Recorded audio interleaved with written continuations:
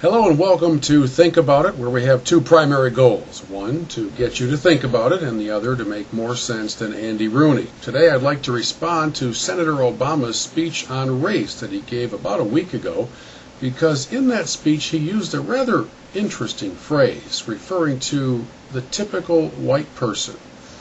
I'll veer away from the obvious response, which would be to ask what would happen if any politician used the phrase typical black person. We'll let that go. But as a typical white person, I do have a few questions. For instance, Senator Obama, this typical white person, would kind of like to know why on Friday's broadcast of Fox News you appeared to deny that you had ever been in the pew when Reverend Wright said some of his inflammatory things.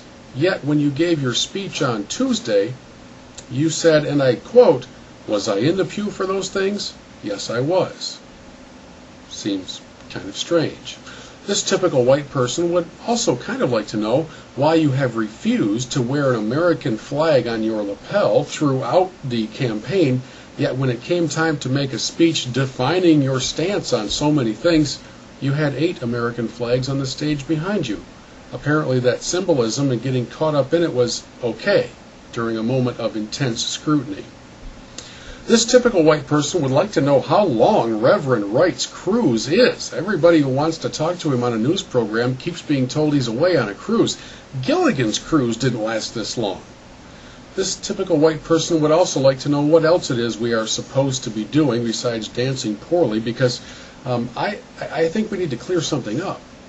As a typical white person, Senator Obama, my fear isn't and has never been your color. My fear isn't and has never been what you look like.